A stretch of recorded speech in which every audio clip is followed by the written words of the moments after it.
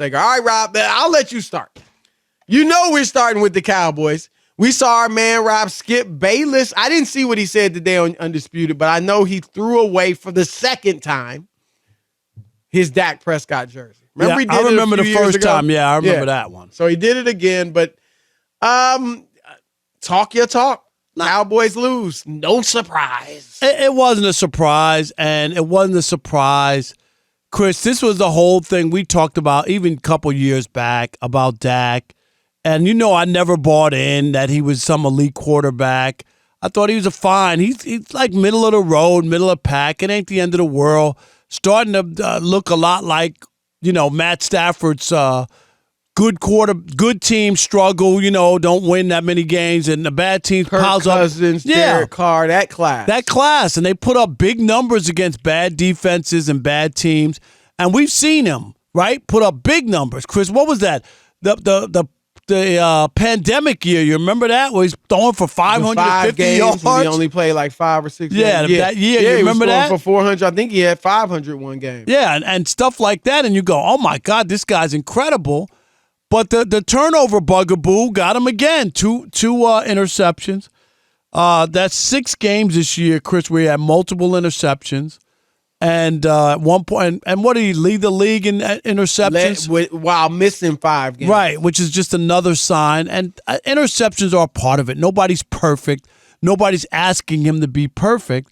But I just think if you're a Cowboys fan and you're honest with yourself, it's hard to look. It's like when Tony Romo was there. What's the difference between him and Tony Romo?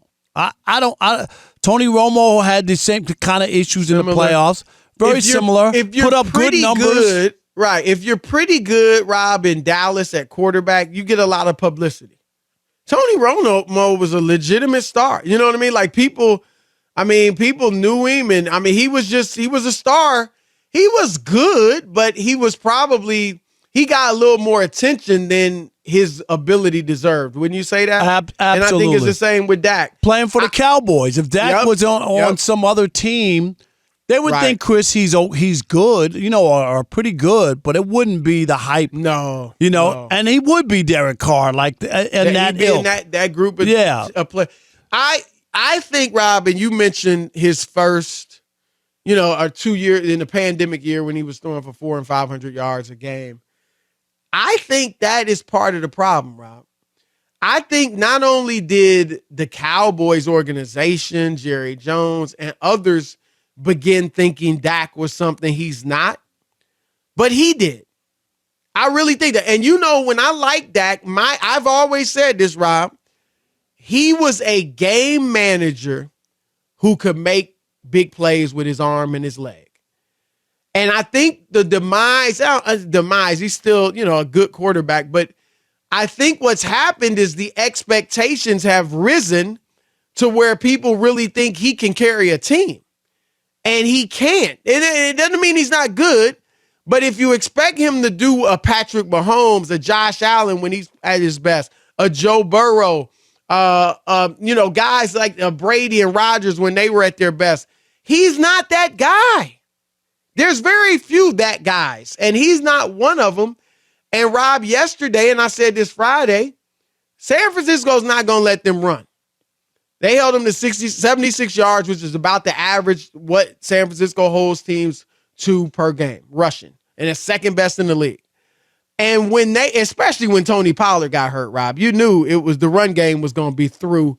There wasn't even going to be any big runs, even if they're stopping them, here and there. I agree, Chris, but with their defense, look at where they had the 49ers. That was a game. They were in that game. That game was the criticism I have of the defense was when Trayvon Diggs dropped that interception. But outside of that, Rob, you're right. They were in that game on the road with a chance to win that game, Chris. Absolutely. They really, really did. They held – the 49ers have been scoring points left and right, and they could only get field goals to start in the first half. And, Rob, 2 of those field goals came off Dak Prescott interception. Right.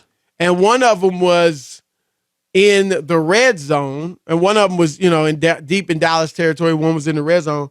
So you figure Dallas would have at least gotten a field goal. So that could be a 9-point swing. That's a huge off his turnover. Yes, huge turnaround. So I think when Pollard went out especially, it was like, okay, Dak's going to have to carry us because we can't run the ball. And Rob, like we said, he's not that guy. That's the 2 interceptions. I know they came early, but when he throws the ball 30 or more times, at least this year, he tends to throw it away a couple of times. And that's what happened. But Rob, this isn't a surprise to us because we said it. You can't trust the Cowboys. The defense brought I'm going to give them a B+, A- because of the dropped interception, which was big. It was 9-9 at that time in the red zone for San Francisco.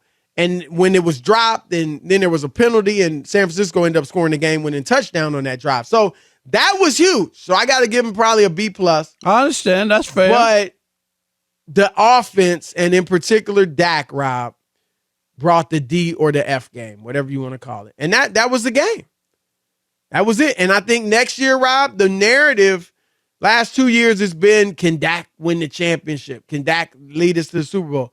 I think, Rob, now this whole offseason going into next season will be, can Dak, is he the type of quarterback you can win a Super Bowl with? And we've seen all kinds of quarterbacks way less talented, Chris, right, who have absolutely. won. So it's really about the big bugaboo for him is the turnovers. And those are the quarterbacks who have won with the great defenses. They don't turn the ball over, right? They're game managers. They're game managers. They understand every so often you need to make a third down throw. You know what I mean? Like you need to make a play. Yeah. And that's where he might have to be. And if you could get Pollard and he's healthy and he can run the football, and Ezekiel Elliott, this is it probably, right? This year, I think. I would think. I mean, look, I will admit, I think those tough yards are important. That even if it's only 3 or 4, he'll get. Not at that price tag. No, that's the thing. You can find a guy to do that, Chris. That's what I'm right. I see. I mean, obviously Pollard got hurt yesterday.